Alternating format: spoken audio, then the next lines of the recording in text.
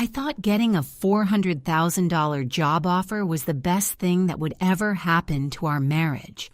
I had no idea my husband had already decided it would be the last.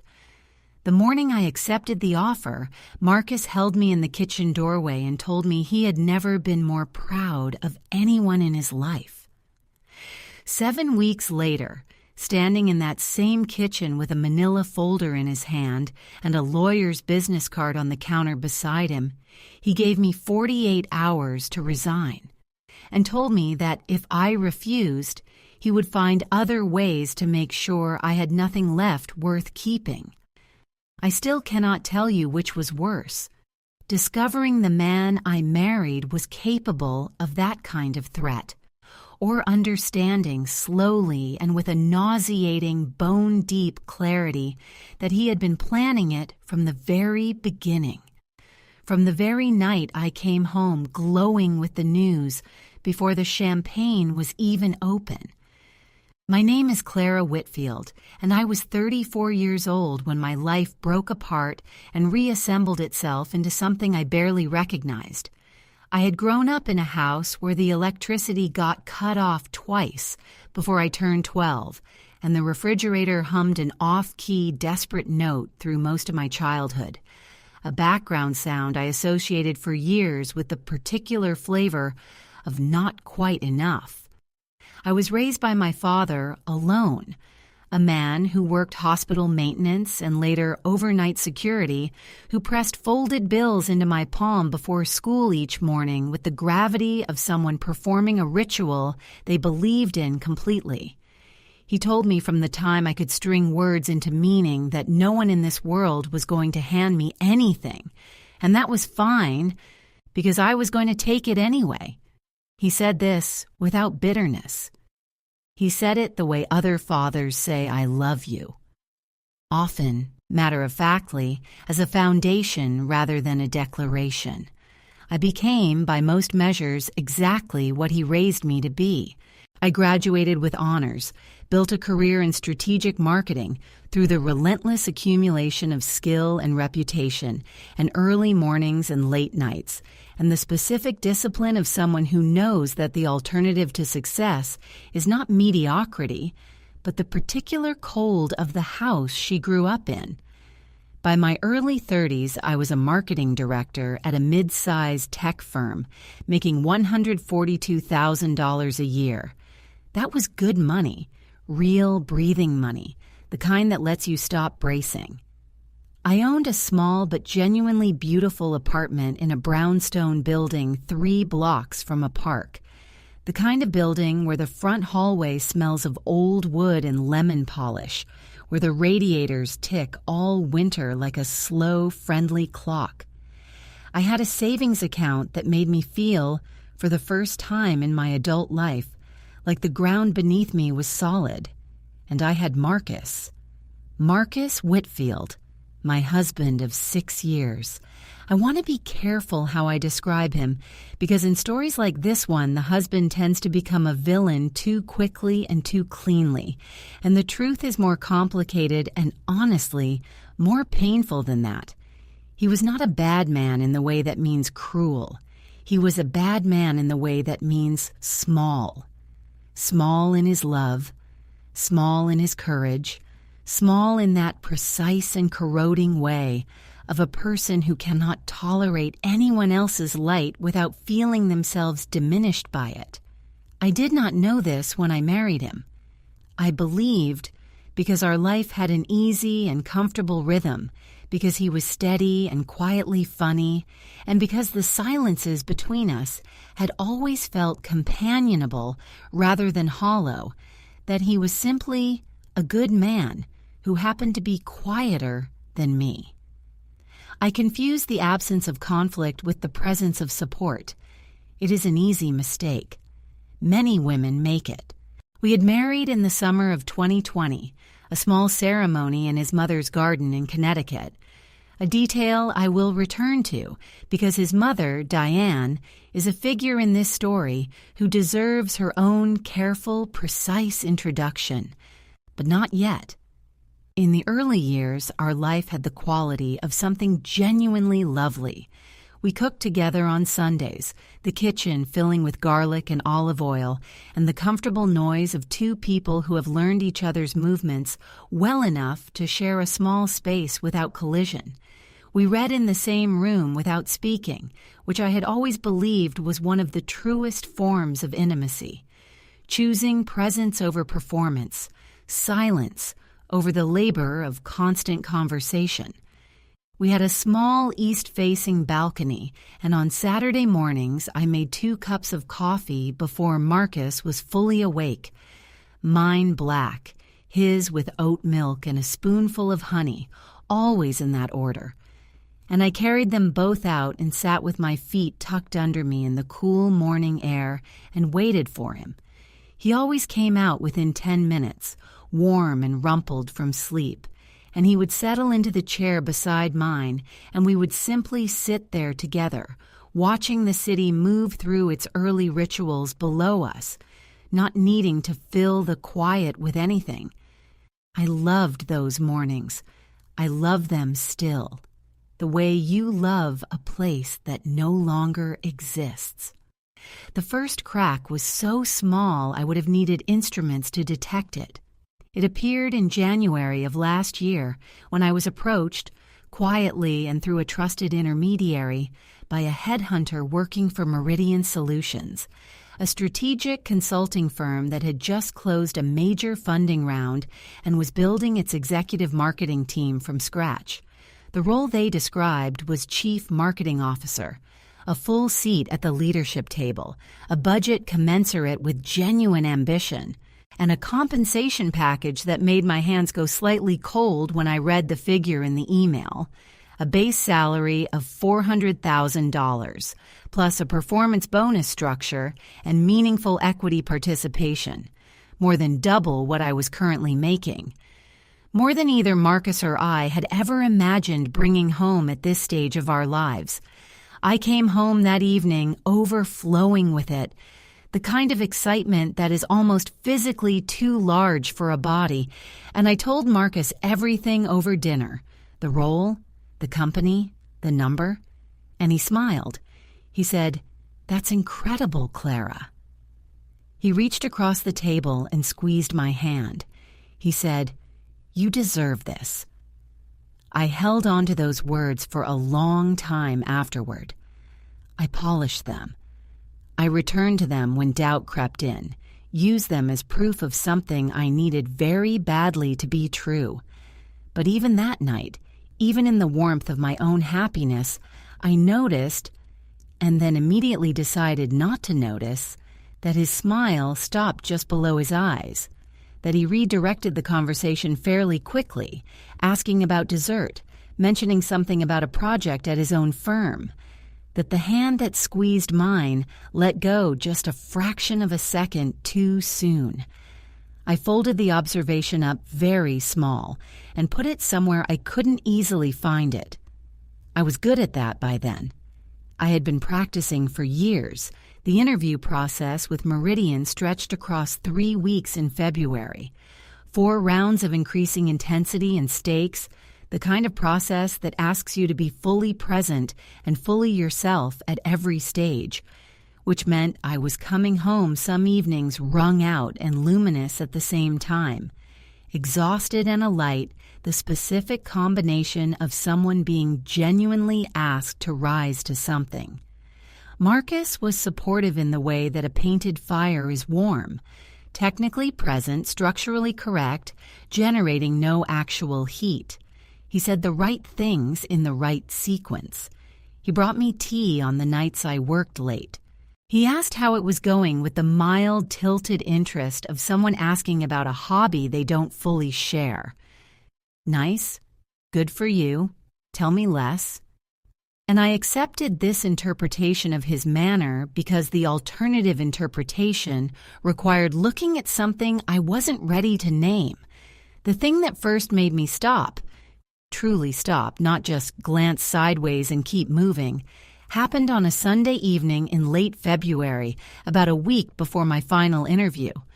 I was at the kitchen table with my laptop open and notes spread around me in their familiar pre-presentation chaos, and Marcus was behind me putting together dinner, and I heard him on the phone. His voice had dropped into that lower, careful register that people use when they don't want to be overheard but can't entirely avoid it. Not a whisper, just an octave of discretion. And I caught fragments, rather than full sentences. Doesn't need to. Not realistic for us. I know, Mom, I know. And then the sound of the refrigerator opening, a cabinet, the small percussive performance of ordinary kitchen activity, as though he had heard himself being too quiet and decided to fill the silence with noise that looked like nothing. I did not turn around. I kept my eyes on my screen and kept reading, but the words had gone flat and functionless, incapable of carrying meaning. I know, Mom. 3 words that should mean nothing. 3 words that planted themselves somewhere in the back of my chest and stayed there, small and patient, waiting for the right conditions to grow into something larger. I told myself it was nothing. He often called his mother on Sunday evenings. She was demanding in the particular, low-grade way of a woman who has never quite stopped believing that her son's primary loyalty belongs to her, and she required regular management. The low voice was just so he wouldn't disrupt my preparation. I had made a story out of 3 words, and I needed to unmake it. So I did, and turned back to my notes and let the moment dissolve. But the dissolution was never quite complete. There was always a residue. The offer came on a Thursday afternoon in late February. My phone rang while I was halfway through a sandwich at my desk, and when the headhunter's name appeared on the screen, I put the sandwich down with great deliberate care, as if sudden movement might alter some delicate atmospheric condition, and answered with a voice that was steadier than anything happening inside me. The salary was exactly as discussed. The equity was better than I had anticipated. I thanked them professionally, ended the call, sat very still for approximately 20 seconds, and then made a sound that was not technically a word. I called Marcus before I called anyone else. He picked up on the second ring, and I told him, and there was a pause before his response, that I would replay hundreds of times in the months that followed. A pause of perhaps 3 or 4 seconds that I now understand contained the full weight of everything he had already decided. And then he said, in a voice that was technically pleased but felt somehow like a door being closed quietly from the inside, "Wow, that's real money, Clara. Not congratulations. Not I knew you'd get it. Not even I'm so happy for you. Just, that's real money." Something moved through me when I heard that. A cold current, fast and directional, like the feeling of stepping off a curb you didn't see. My conscious mind immediately stepped in to manage it. I laughed, bright and warm, the laugh of a woman who has decided to be happy about this. And I said, "I know, isn't it incredible?" And he said we should talk tonight. And I said, "Yes, I'll make something special for dinner." And I hung up and held my phone against my sternum for a moment before dialing my father. My father cried. Real, unguarded tears. The kind that embarrassed him even as they fell, and the embarrassment made it more moving rather than less. This contained, stoic man, undone for a moment by the thing he had worked his whole life to make possible. "Baby," he said. When he could manage words, your mother never knew what she was leaving behind. I laughed and cried at the same time, sitting in my car in the parking structure of my office building, and for that 1 full hour everything in my life felt earned and coherent and right. That evening I made pasta, the slow-roasted tomato version with fresh basil that Marcus had always called his favorite, and opened the bottle of champagne that had been sitting in the refrigerator since New Year's, waiting for something worth opening it for. I put linen napkins on the table, the kind we only use for company, and set 2 small tea lights between us that threw warm amber light across everything and made the ordinary kitchen look like somewhere special. I wanted the evening to feel like what it was, a milestone, a turning point, the beginning of a new chapter. Marcus came home at 7. He sat down, accepted the champagne I poured, and ate with his eyes mostly on his plate. He said the pasta was good. He drank 1 glass and did not refill. He asked no questions about the onboarding timeline, the team I would be building, the projects I had already begun mentally planning. He sat across from me in the warm candlelight and was present in the way that a closed door is present, occupying its space, giving nothing. When I finally asked him, directly, what he was thinking, because the silence had grown too specific and waited to keep pretending I wasn't inside it, he looked up at me with an expression I had never seen on his face before. Not anger, not quite. Not fear, not quite. Something that lived in the corridor between them, something flat and appraising and entirely unfamiliar. I think we need to be really careful about this, he said. I asked what that meant. He said things would change. He said our dynamic would change. Not I'm worried or I'm proud, but scared or any of the honest human things he might have said, but our dynamic in the flat, inevitable tone of someone describing a weather pattern as if his feelings were not feelings at all, but simply facts about the world that had nothing to do with him.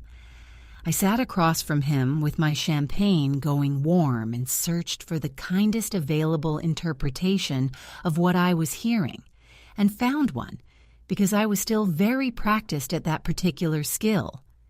This was an adjustment, I told myself.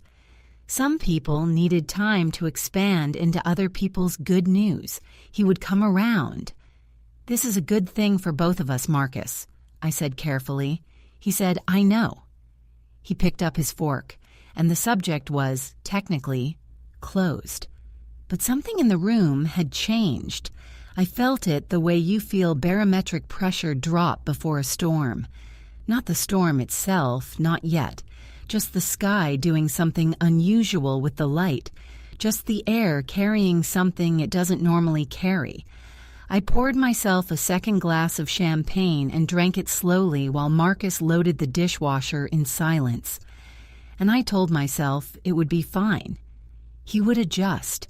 People adjusted. I had come so far and worked so hard, and I was not going to let one strange dinner become the thing I remembered about the best professional achievement of my life. I was still telling myself that 2 weeks later, when I found the first letter. The letter wasn't hidden. That was what struck me first.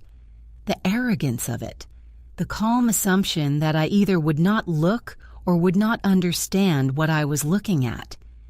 It was sitting on Marcus's desk in the small room he used as a home office, in a manila envelope that had been opened and refolded with the casual tidiness of someone who considered it already dealt with. I was not snooping. I want to be precise about that.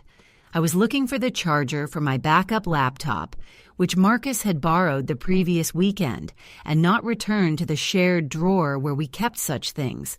And I was in a mild and ordinary hurry and not in any way prepared for what I found.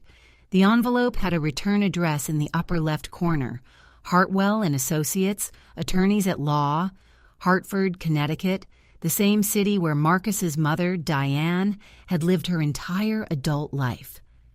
I stood at his desk for a moment, my hand resting on the envelope without picking it up, the way you stand very still when you have heard a sound in another room and you are not yet sure whether it was nothing or something. The late afternoon light was coming through the blinds in pale, even strips across the desk surface. The apartment was entirely quiet.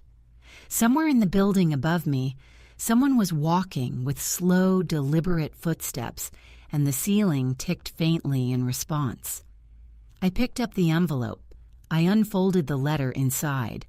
It took me a full 2 readings to understand what I was holding, because the first reading produced nothing but a kind of white static, words that registered individually and refused to organize themselves into meaning. The second reading was slower. I made myself go line by line, and the meaning assembled itself with the methodical patience of something that has been waiting a long time to be known. It was a preliminary legal inquiry addressed to Marcus. From a family law and asset attorney at Hartwell and Associates, it referenced a prior telephone consultation. A consultation that had taken place, according to the date at the top of the letter, 11 days before I had accepted the Meridian offer, before I had even completed my final round of interviews. The letter discussed, in the careful, neutral language of legal correspondence, the possibility of structuring a spousal income agreement prior to a significant change in household earnings distribution. It discussed precedents for protecting pre-existing marital contribution ratios. It referenced, in one paragraph that I read 4 times with increasing disbelief, the advisability of a voluntary earnings sharing arrangement formalized before the earning party has established legal precedent through independent financial behavior. My husband had consulted a lawyer about how to legally claim a portion of a salary I had not yet been offered. He had done this before I accepted the job, before the final interview. He had been planning this, or someone had been planning it with him, from the very beginning. I put the letter down on the desk very carefully, as if it were something fragile. My hands were steady in the way that hands sometimes are when the rest of the body has gone into a particular kind of quiet. Not calm, but suspended. Everything waiting for the signal that will tell it how to respond. I was aware of the room around me with an unusual sharpness. The faint smell of the cedar organizer on the bookshelf, the small hum of the laptop in sleep mode, the sound of a car horn distant and ordinary from the street below. I was aware of my own heartbeat, which had slowed rather than accelerated, which felt wrong. The body registering disaster as a kind of stillness rather than a storm. Hartwell and Associates, Hartford, Connecticut. Prior telephone consultation. I thought about the Sunday evening phone call. I know, Mom. 3 words that had planted themselves in the back of my chest and waited. They were done waiting now. I stood at that desk for what I later calculated must have been close to 15 minutes, though it did not feel like time at all. It felt like the space between one breath and the next, endlessly extended. Then I refiled the letter in its envelope, placed it back in the exact position and fold I had found it, and walked to the kitchen and made myself a cup of tea I did not want. I stood at the counter with the mug in both hands, feeling the heat against my palms, grounding myself in the sensation because everything else felt like it was moving beneath me in ways I couldn't track, like standing on the deck of a ship and not quite finding the horizon. Marcus came home at 6:30. He kissed me on the cheek in greeting, said something about traffic, asked what I wanted for dinner. He was entirely himself, easy, unremarkable, the smooth surface of a man who believes his secrets are safe. I watched him open the refrigerator and scan its contents with the mild executive focus of someone deciding between equally acceptable options. And I thought, you have been planning this for weeks. You made an appointment with an attorney while you were still telling me you were proud of me. You sat across from me in candlelight and let me pour champagne, and you said nothing. I thought all of this with the icy, crystalline clarity of someone who has passed through shock and arrived somewhere much quieter and far more dangerous on the other side. I said nothing that evening. This was a deliberate choice. Not a failure of courage. I needed to know more before I showed my hand. I needed to understand the full shape of what had been built around me before I started dismantling it, because the worst thing I could do was confront an incomplete picture and give them, whoever them was, the opportunity to adjust their story in response. So I ate dinner across from my husband and laughed at something he said and asked about his week and went to bed at the ordinary time. And I lay in the dark beside him and listened to his breathing even out into sleep. And I stared at the ceiling and began very quietly to think. Over the next 4 days, I moved carefully and gathered everything I could find. I was not frantic. Frantic leaves traces. I was methodical and unhurried, working in the margins of the ordinary day, never altering a pattern that might signal change. I found 3 more documents in Marcus's home office, each one filed with the same casual confidence as the first. Letters, printouts, a yellow legal pad with handwritten notes in his mother's recognizable, backward-slanting script. The notes were financial. They listed, in Diane's careful columns, figures that corresponded with eerie precision to the equity and bonus components of my Meridian offer. Components that had never been discussed publicly, that existed only in documents on my own personal laptop, that Marcus had no plausible, legitimate way of knowing. He had been reading my files. He had been sharing what he found with his mother. They had been building a financial claim against my earnings together, methodically, over the period of weeks when I was interviewing and preparing and believing I was building something for both of us. The second twist was worse than the first. On the 4th evening of my quiet investigation, I opened Marcus's email. He had never changed the password, and I recognized this now as its own form of arrogance, the confidence of a man who does not expect to be looked at, and found a thread that had been going since December. 2 months before the headhunter had even contacted me. The thread was between Marcus and Diane, and in it they discussed, with the frank transactional ease of business partners rather than family, the possibility that I was close to a significant income event. Her phrase, borrowed from legal language, sharp and bloodless, and what the appropriate response should be. There were attachment previews I couldn't fully open on his phone, but the subject lines were enough. Draft, voluntary income contribution agreement. Attorney notes marital asset provision. Timeline for Clara conversation. Timeline for Clara conversation. There was an event on someone's calendar for this. They had scheduled the moment they planned to confront me. I sat in the small bedroom with my husband's phone in my hand and felt the floor shift in a way that was not quite metaphorical. A physical lurch, the specific vertigo of discovering that the solid ground you have been standing on was never solid at all, that you were standing on something built over an absence, and the absence had always been there. My vision did something strange and peripheral. My mouth tasted metallic.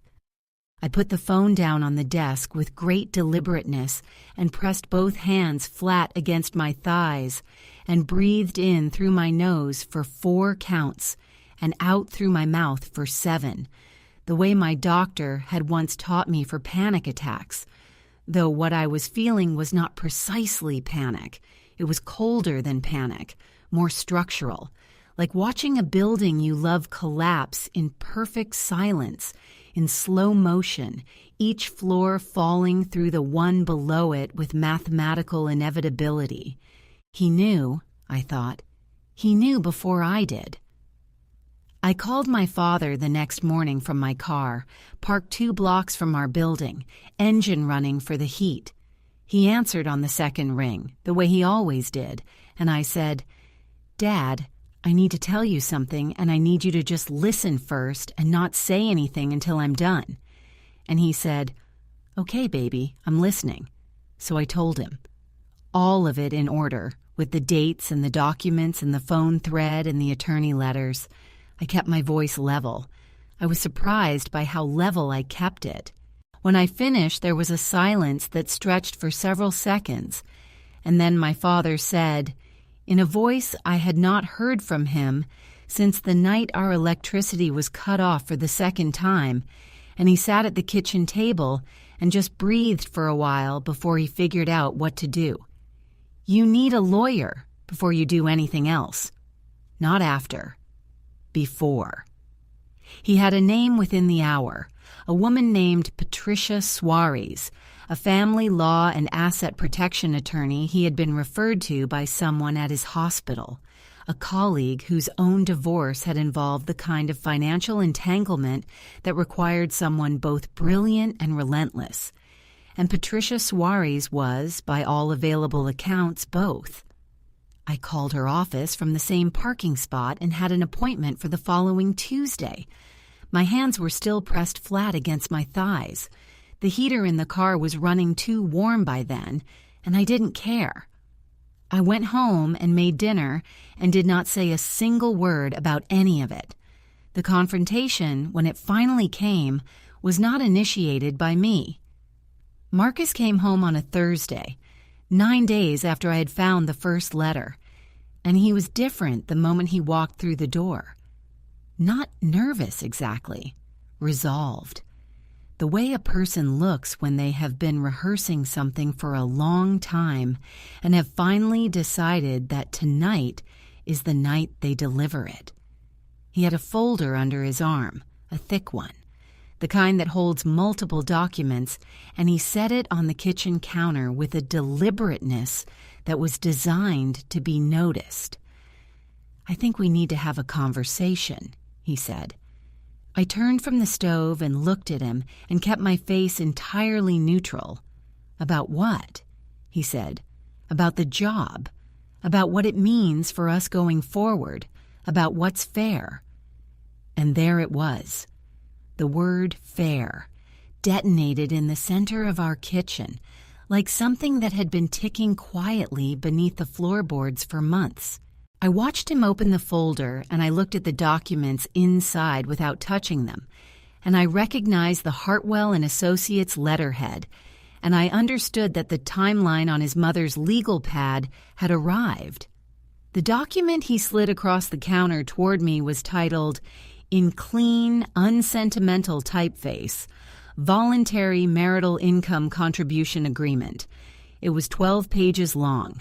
In summary, and I would understand this more fully after Patricia reviewed it, it proposed that I direct 35% of any income above $150,000 per year into a jointly managed marital account, the management of which, according to the relevant clause on page 7, would require mutual signature authorization, meaning that in practical terms, Marcus could block any withdrawal I wished to make from my own earnings.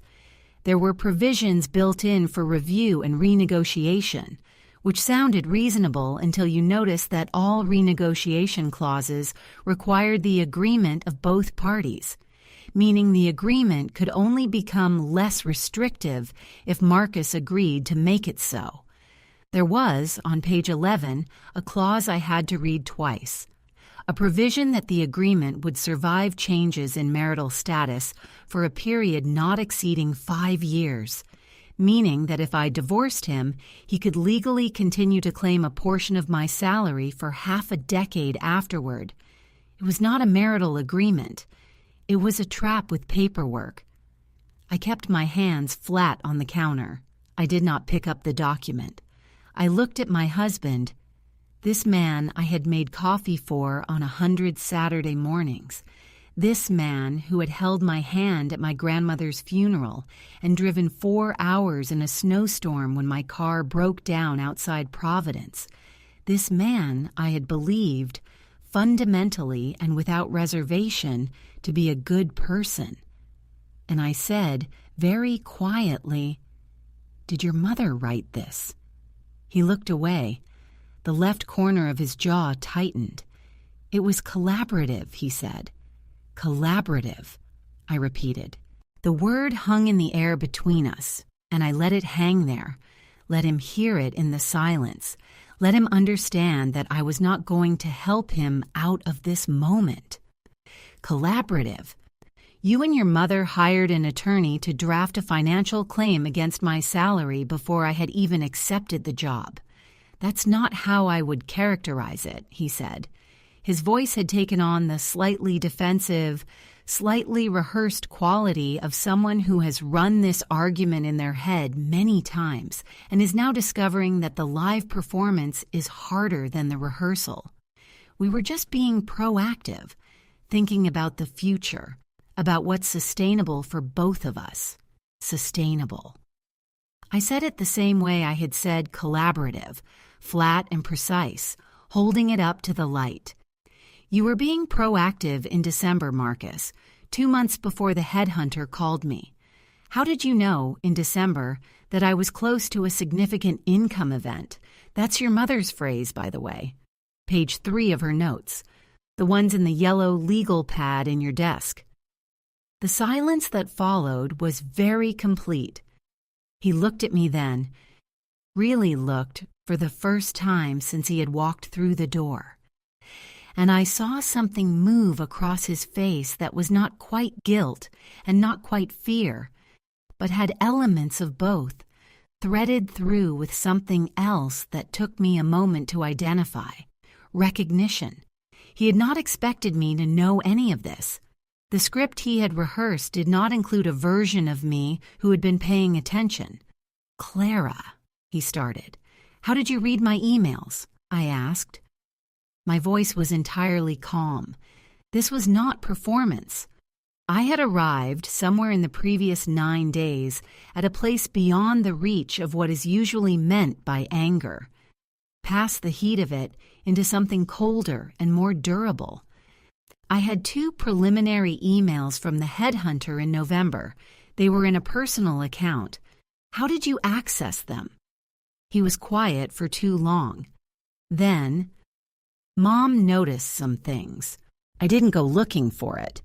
She noticed some things, I said, in my personal email. She was using my laptop once and... Stop. I said it quietly, and he stopped. I need you to understand something. I'm not asking because I don't know. I'm asking because I want you to have to say it out loud. He put his hands on the counter across from me, the folder between us like a border between 2 countries that had just realized they had been at war for a long time without formally acknowledging it.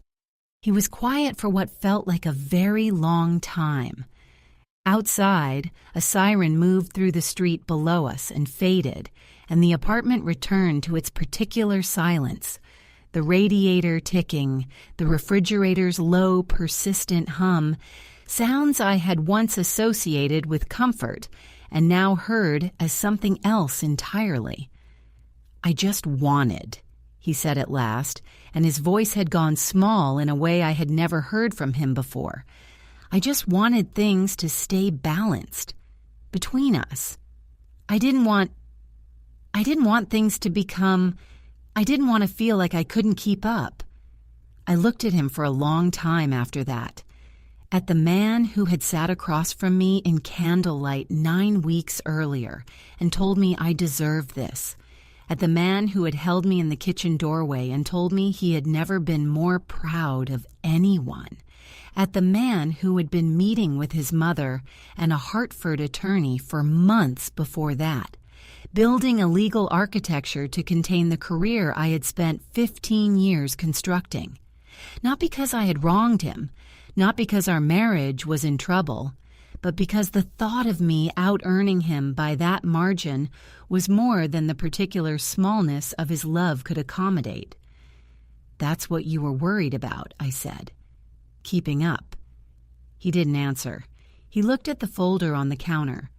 "Marcus," I said, "I need you to listen to me very carefully because I'm only going to say this once." I kept my voice level, quiet, unhurried. I found the letters 3 weeks ago. I have copies of everything. I have the email thread going back to December. I have the attorney's preliminary consultation notes, which your mother forwarded to your personal email on the 14th of January. I watched his face go through several things in quick succession. I have an appointment with my own attorney on Tuesday. And this, I put 2 fingers on the corner of the folder and pushed it back across the counter toward him, is not going to happen. The dinner I had been making was still on the stove. I turned off the burner. I picked up my phone and my keys from the counter by the door. I put on my coat. "Where are you going?" Marcus asked. He sounded for the first time since I had known him, genuinely uncertain. Not the managed uncertainty of a man calibrating his performance, but the real kind, the kind that doesn't have a rehearsed line waiting behind it. "To my father's," I said. "Don't call me tonight." I closed the door behind me without slamming it. The hallway smelled of old wood and lemon polish, the same as always, and the familiar scent of a place that had felt like home made my chest ache in a way I permitted myself for exactly as long as it took to walk to the elevator.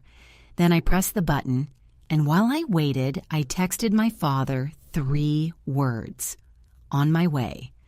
And then I got in the elevator and watched the doors close on the hallway, on the apartment, on the version of my life I had just left behind, and I breathed in and breathed out and told myself, "You are not done.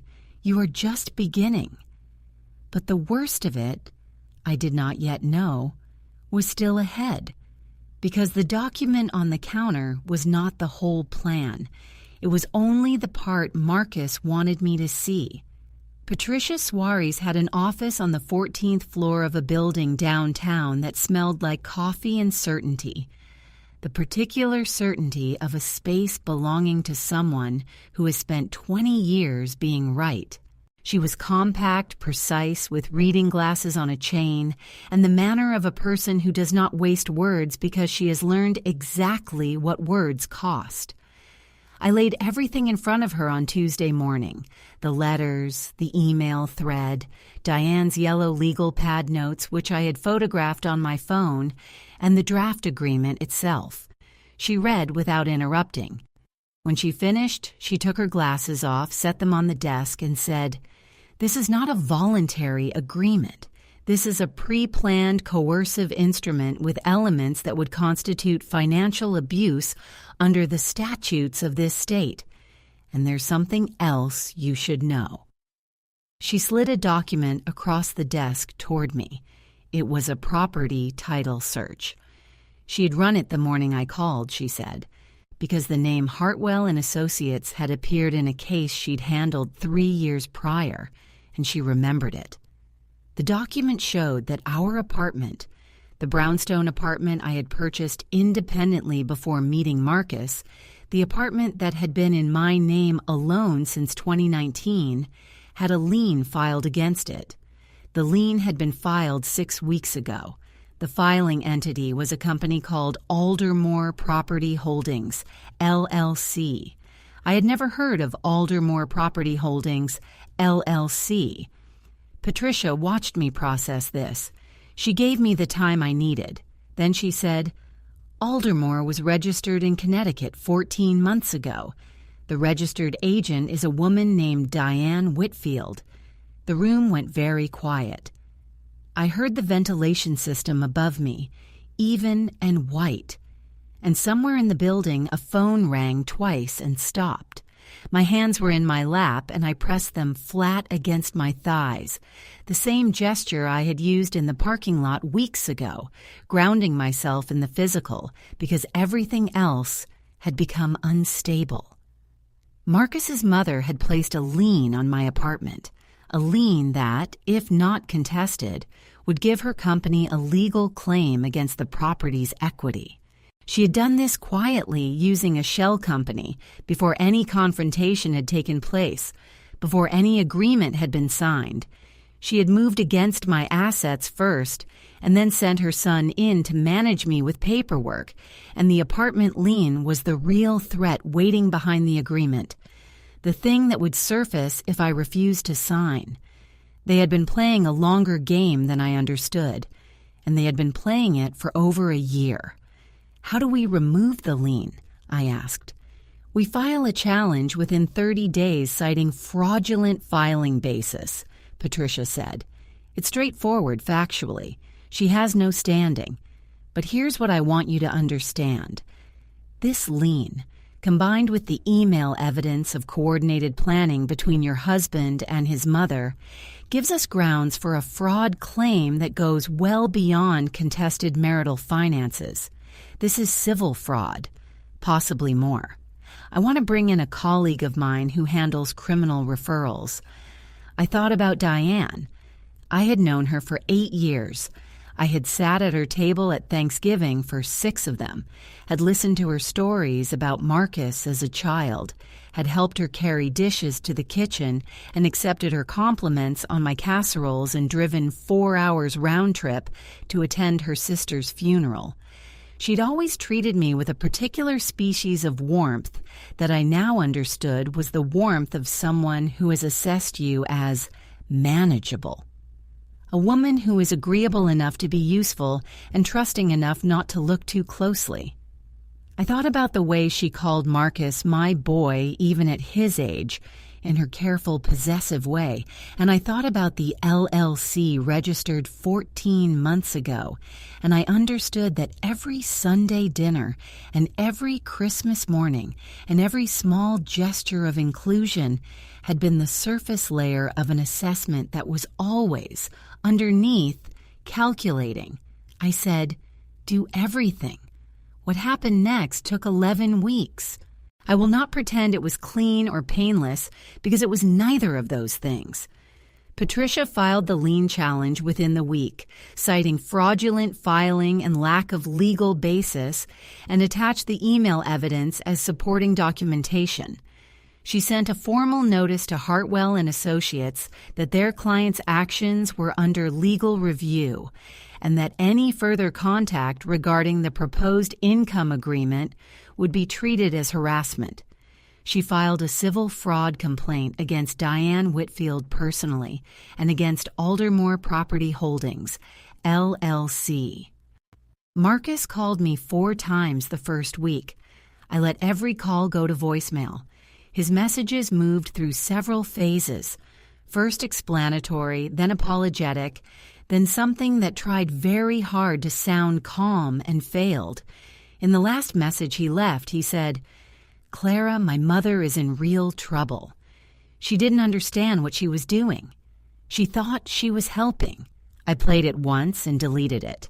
Diane Whitfield had retained an attorney who filed a property attorney with a Connecticut bar number and an expertise in real estate. She had registered a limited liability company. She had coordinated a multi-month campaign involving legal documents, financial surveillance, and the recruitment of her own son as an agent. She understood exactly what she was doing. She had understood it for over a year. My father came to stay with me for 2 weeks while the legal proceedings were underway. He slept in the second bedroom and made breakfast in the mornings, eggs and toast, and the strong black coffee that had been his version of comfort my entire life. And he did not tell me what to feel or what to do next, because he had raised a woman who knew those things, and he understood that what I needed from him was simply the fact of him being there.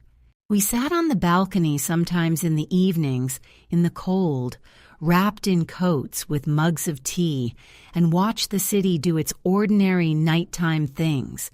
And he told me once, without looking at me, "She would have been proud, your mother. I think she would have been a little scared of you, actually. That's not a criticism." I laughed, which was the right response, which he knew it would be. The lien was removed in full on a Wednesday morning in April. Patricia called me while I was in a meeting at Meridian. My 3rd week on the job, the best professional weeks of my life running alongside the worst personal ones. And I stepped into the hallway and she said, in her measured way, "It's done. The filing has been vacated. The court found the lien to be fraudulent in origin and without legal basis. There will be costs awarded against Aldermore." She paused.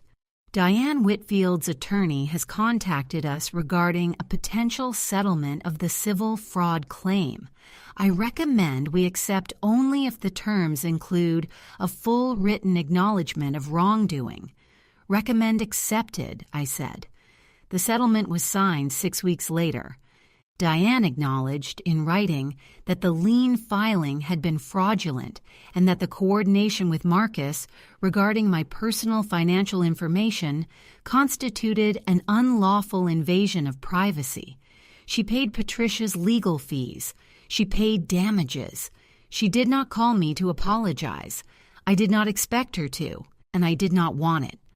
Marcus and I signed separation papers in May. It was a short meeting, businesslike, with both our attorneys present. He looked tired in a way that went beyond the usual fatigue of a difficult period. The specific exhaustion of a man who has had to look at himself from an angle he had spent years avoiding. He said before we left the conference room, in a voice stripped of all his usual management, "I'm sorry, Clara. I know that doesn't fix it." I looked at him for a moment. At this man I had loved, whom I had made coffee for on 100 cold mornings, who had not been equal to the version of me I had finally become. And I said, "No, it doesn't." And I meant it without cruelty, which is its own kind of hard. It is late September now, 7 months since the night I found the first letter. The brownstone apartment is mine again in a way that feels clean and unrestricted. No liens, no claims, no other voice in the room when I make decisions about my own life. I started the Meridian role with a team of 7, and I am already building toward 12. The work is hard and exacting, and I arrive at it every morning with the particular focus of someone who knows precisely what it cost her to be here. My father came for dinner last Sunday. I made the slow-roasted tomato pasta because it is a good recipe, and I refuse to let it become a sad memory. I am deciding, deliberately, to reclaim it. We ate at the table with the linen napkins, and I poured us wine, and he told me a story about something ridiculous that had happened at his hospital, and we laughed the kind of laughter that has nothing behind it but itself, clean and unreserved, the best kind. After dinner, I made coffee, and we sat on the balcony in the cool autumn air, the city doing its slow evening things below us. And I thought about the woman who used to sit here and wait for a man who turned out to be waiting for something else entirely. I thought about her with something that was not quite pity and not quite tenderness, but lived somewhere in between. A recognition. The way you recognize someone you used to know. I am not that woman anymore. I'm not harder, exactly. I don't think the goal was ever to become hard. I am clearer. I know now, with a precision I did not have before, what I will and will not accept. I know the difference between a man who is steady and a man who is simply still. I know what it costs to fold your observations up small and put them somewhere you can't find them, and I know I will not pay that price again. The coffee was good. The city was lit and moving. My father sat beside me in the cool air, and I was not waiting for anyone. Some things, when they break you open rather than apart. That is the only way I know how to say it. I lost a husband, a mother-in-law I had tried to love, a version of the future I had believed in for 6 years. I found in the clearing that loss left behind the exact shape of the life I had been building toward all along. Mine, and no one else's, built on ground that no one can file a claim against. You cannot put a lien on what you become.